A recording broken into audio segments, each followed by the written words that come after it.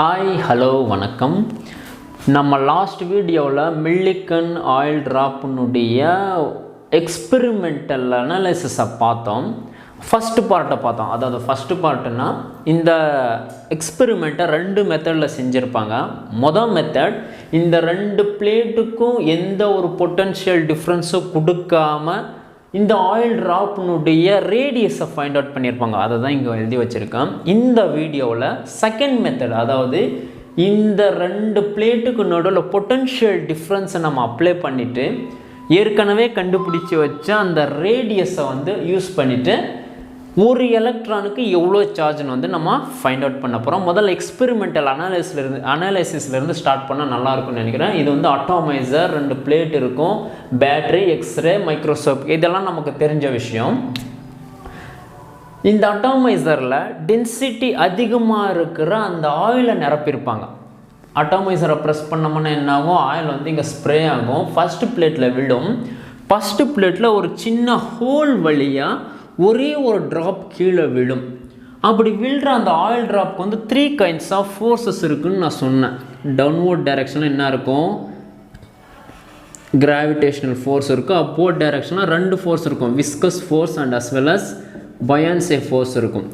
இந்த அப்போர்டில் இருக்கிற ஃபோர்ஸும் டவுன்லோடில் இருக்கிற ஃபோர்ஸும் ஒரு கட்டத்துக்கு மேலே ஈக்குவல் லெவலுக்கு வந்துரும்னு சொன்னேன். FB + FV + FB = mg. அது ஃபஸ்ட்டு பார்ட்டில். இப்போ என்ன பண்ண போகிறோம்?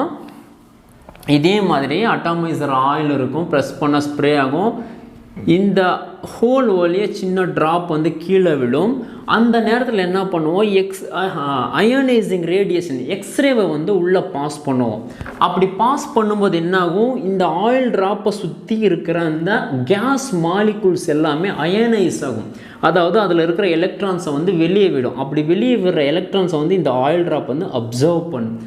அப்படி எலக்ட்ரான்ஸை அப்சர்வ் பண்ணுறதுனால இது என்ன ஆகும்? நெகட்டிவ்லி சார்ஜ் ஆயில் ட்ராப்பாக மாறிடும். ரைட்டு. இப்போ எப்படி சார்ஜ் ஆகிருக்கு அப்படின்னு நம்ம கண்டுபிடிக்கணும்னா இந்த 2 பிளேட்டுக்கு நடுவில் நம்ம வோல்டேஜை அப்ளை பண்ணுவோம். பொட்டன்ஷியல் டிஃப்ரென்ஸ் அப்ளை பண்ணோம்னா இது நெகட்டிவ் பிளேட். ஆல்ரெடி இது நெகட்டிவ்லி சார்ஜ் ஆயில் ட்ராப்பாக இருக்குது, நெகட்டிவாக சார்ஜாக இருக்குது. கீழே என்ன இருக்குது? நெகட்டிவ் பிளேட் இருக்குது.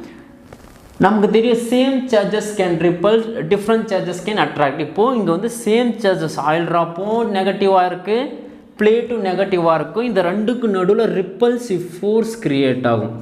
ஸோ ஆயில் ட்ராப்னுடைய அப்போர்ட் டைரக்ஷனில் ஒரு ஃபோர்ஸ் கிரியேட் ஆகும், ரிப்பல்சிவ் ஃபோர்ஸ்.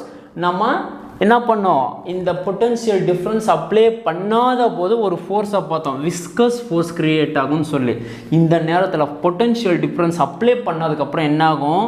இந்த விஸ்கஸ் ஃபோர்ஸ் எலக்ட்ரிக் ஃபோர்ஸாக மாறிடும். ரைட். இப்போ என்ன பண்ணுவோம்? நம்ம எக்ஸ்பெரிமெண்டல் அனாலிசிஸை பண்ணிட்டோம். இப்போ மேத்தமேட்டிக்கல் அனாலிசிஸை பார்ப்போம். இந்த விஸ்கஸ் ஃபோர்ஸ் என்னவா மாறும்? எலக்ட்ரிக் ஃபோர்ஸாக மாறும். ப்ளஸ் பயான்சே ஃபோர்ஸ் சேம் தான். இது கேஸ் மாலிகூல்ஸ்னால நடக்கிறது, mg. இப்போது நம்ம எலக்ட்ரிக் ஃபோர்ஸை ஃபைண்ட் அவுட் பண்ணணும்னா இந்த எலக்ட்ரிக் ஃபோர்ஸ்க்கு உண்டான ஃபார்முலா நமக்கு தெரியணும்னா எலக்ட்ரோஸ்டாட்டிக்ஸ்குள்ளே போகணும். எலக்ட்ரிக் ஃபீல்டை பற்றி நம்ம படிச்சிருப்போம். எலக்ட்ரிக் ஃபீல்டுனா என்னது? ஒரு யூனிட் சார்ஜ்னால எவ்வளோ ஃபோர்ஸ் கிரியேட் ஆகுது, ஒரு கூலும் சார்ஜில் எவ்வளோ ஃபோர்ஸ் கிரியேட் ஆகுது, அதுதான் எலக்ட்ரிக் ஃபீல்டு. நமக்கு ஃபோர்ஸ் தான் வேணும், எலக்ட்ரிக் ஃபோர்ஸ் தான் வேணும். என்ன பண்ணுவோம்? EQ. If it bring this side, EQவாக மாறிடும். அப்போ நமக்கு எலக்ட்ரிக் ஃபீல்டுனா என்னன்னு தெரியும், ஃபார்முலா EQ ப்ளஸ் பயான்சே ஃபோர்ஸ். 3 விஷயங்களை பொறுத்து இருக்கும்னு சொன்னேன். கேஸ் மாலிகுலினுடைய டென்சிட்டி, 2வது அந்த கேஸ் மாலிகுலினுடைய volume, 3rd is acceleration due to gravity. mgங்கிறது இந்த ஆயில் ட்ராப்னுடைய கிராவிடேஷனல் ஃபோர்ஸ். நம்ம மாஸை ஃபைண்ட் அவுட் பண்ணணும். மாஸை எப்படி ஃபைண்ட் அவுட் பண்ணணும்? we can find out from the density of the oil drop, mass by volume. நமக்கு தெரியும் மாஸை ஃபைண்ட் அவுட் பண்ணால் என்ன பண்ணுவோம்? மாஸ் இஸ் ஈக்குவல் டு, இது இந்த பக்கம் வந்துச்சுன்னா rho v, density into volume, density volume g. EQ is equal to plus sigma. இது இதுவும் டென்சிட்டி, இதுவும் டென்சிட்டி. சிக்மாங்கிறது கேஸ் மாலிகுலினுடைய டென்சிட்டி, ரோங்கிறது ஆயில் ட்ராப்னுடைய density. V volume of the gas molecule. Gas molecule எப்படி இருக்கும்? ஸ்பியர் மாதிரி இருக்கும். So volume of the sphere நமக்கு தெரியும் 4/3 pi r^3. இந்த g அப்படியே போட்டுப்போம். டென்சிட்டி. இப்போ என்ன பண்ணுவோம், வால்யூம். இந்த வால்யூம் என்னது, ஆயில் ட்ராப்னுடைய வால்யூம். ஆயில் ட்ராப் எப்படி இருக்குது, ஸ்பியர் மாதிரி தான் இருக்கும். Same thing 4/3. Volume of the sphere is 4/3 pi r^3 g. இப்போ நமக்கு தேவையானது என்னன்னா, இந்த ஒரு விஷயம் மட்டும்தான் தேவை. என்னது, ஒரு சிங்கிள் எலக்ட்ரானுக்கு எவ்வளோ சார்ஜ். இந்த டேர்மை மட்டும் இந்த பக்கம் வச்சுக்கிட்டு மற்றது எல்லாமே அந்த பக்கம் கொண்டு பண்ணி if you bring this side it will become minus. அப்படி எழுதுகிறோம் பாருங்கள். EQ is equal to rho 4/3 pi r^3 g. இது இந்த பக்கம் வந்துச்சுன்னா மைனஸாக மாறும். Sigma 4/3 pi r^3 g. இதுக்கப்புறம் நம்ம என்ன பண்ணுவோம், காமனாக இருக்கிற அந்த விஷயத்தை வெளியே எடுப்போம். 4/3 pi r^3 g காமனாக இருக்கும், வெளியே எடுத்துருவோம். EQ is equal to 4/3 pi r^3 g. மீதி என்ன இருக்கும், rho minus sigma. Rho minus இந்த சிக்மா. இப்போ நம்ம பார்த்தோம்னா 4/3 pi r^3 g கிடச்சிருக்கு. இந்த இடத்துல ஆறுங்கிறது வந்து radius of the oil drop. நம்ம ரேடியஸை வந்து லாஸ்ட் வீடியோவில் வந்து இந்த ரெண்டு பிளேட்டுக்கு நடுவில் எந்த ஒரு பொட்டென்ஷியல் டிஃப்ரென்ஸும் கொடுக்காத போது ஃபைண்ட் அவுட் பண்ணால் என்னது, 9 ηV divided by 2 into rho minus sigma into g to the power of 1/2 நல்லா பார்த்தோம். இந்த ரேடியஸ் எடுத்துகிட்டு வந்து இங்கே ப்ளக்இன் பண்ணுவோம். ப்ளக்இன் பண்ணுவோமா, என்ன பண்ணுவோம், EQ is equal to இன்னும் கீழே எழுதிப்போம். EQ same thing is equal to 4/3 pi. ஆறுக்கு பதிலாக என்ன பண்ணுவோம், அந்த டேர்மை வந்து ரீப்ளேஸ் பண்ணுவோம். 9 ηV divided by 2 sigma minus rho into g the whole power 1/2. இங்கே ஒரு 3 இருக்கும் கியூப், அதையும் 3/2 மாறிடும். ரிமைனிங் திங் என்ன இருக்கும், rho minus sigma into g. Rho minus sigma into g. இப்போ என்ன பண்ண போகிறேன், இது எல்லாமே அழிச்சிருவோம். அப்போ தான் கம்ஃபர்டபுளாக இருக்கும்.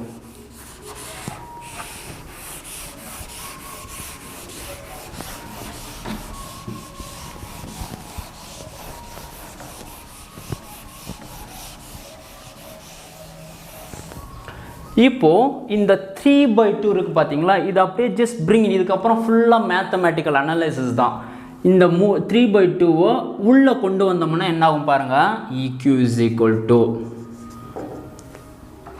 4/3 pi 9 3/2, அதாவது 9 3/2 நீட்டா 3/2 வால்யூம் 3/2 9 3/2 நீட்டா 3/2 volume to the power 3/2 divided by same thing 3 போட்டோம் 2 power 3/2 rho minus sigma 3/2 g power 3/2 g power 3/2.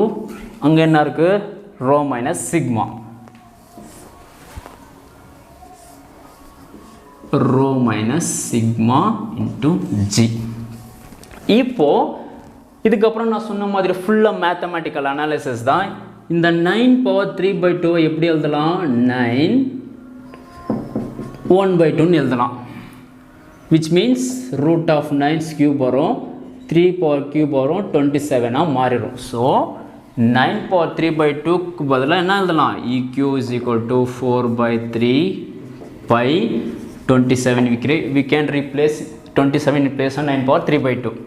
இது அப்படியே எழுதிப்போம் 3/2 v power 3/2 divided by 2 power 3/2 எப்படியா மாத்திரம்ப்பா. இதெல்லாம் மேத்தமெட்டிக்கல் ஸ்டெப்ஸ் உங்களுக்கு எல்லாமே தெரியும்னு நினைக்கிறேன். 2 into 2 power 1/2 எழுதலாம். 2 into 2 power 1/2. இங்கே ரோ மைனஸ் சிக்மா 3/2.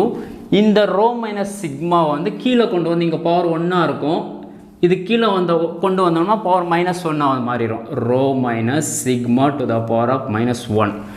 இது வந்து கீழே கொண்டு வரும், கீழே கொண்டு வந்தால் மைனஸாக மாறிடும். Same thing G 3/2 G power -1. இது கீழே கொண்டு வந்தால் -1 மாறிடும். இப்போது நம்ம கேன்சல் பண்ண 2 2s are 4, 9 3s are 27, EQ 2 pi 9 neta power 3 by 2 V power 3 by 2 divided by 2 power 1 by 2. இந்த டேர்மை எப்படி மாத்திரம் பாருங்கள், rho minus sigma to the 3 by 2 வந்து எப்படி தான் இந்த மாதிரி மாற்றலாம், காமனாக எடுத்துக்கலாம். இதை வந்து எல்சிஎம் எடுத்தோம்னா என்னாகும், 1 by 2 மாறிடும். 3 by 2 minus 1 எல்சிஎம் எடுத்தோம்னா 1 by 2 மாறிடும். 1 by 2 rho minus sigma minus rho minus sigma 1 by 2. இதே மாதிரி ஜி காமனாக வந்துடும். 3 by 2 minus 1 எல்சிஎம் எடுத்தோம்னா 1 by 2 மாறிடும். இப்போது எப்படி மாத்திரன்னு பாருங்கள். 2 into 9 18 pi. இந்த again இந்த நீட்டா பவர் 3 by 2 எப்படி மாற்றலாம், நீட்டா கியூப் இன்ட்டு 1 by 2 மாற்றலாம். இப்போ நீட்டாஸ் கியூப் மட்டும் எழுதுறேன், நீட்டா கியூப். 1 by 2 வந்து நான் எழுதலை, ஏன் எழுதலைன்னு பின்னாடி சொல்கிறேன். இதே மாதிரி v power 3 by 2 v cube 1 by 2 அப்படியே வச்சுப்போம், டிவைடட் பை 2. 1 by 2 எழுதலை. ரோ மைனஸ் சிக்மா அதுவும் 1 by 2 எழுதலை, ஏன் எழுதுறேன்னு சொல்கிறேன். ஜி இதுவும் எழுதலை. இப்போது 1 by 2 எல்லாத்துலேயும் இருக்கும். இங்கேயும் 1 by 2 போடணும், இங்கேயும் 1 by 2, இங்கேயும் 1 by 2, எல்லா இடத்துலையும் 1 by 2 போடணும். ஸோ நான் என்ன பண்ணுறேன், எல்லாத்துக்கும் காமனாக போட்டுருவோம். இங்கே எழுதுவோம். I will drop this. EQ is equal to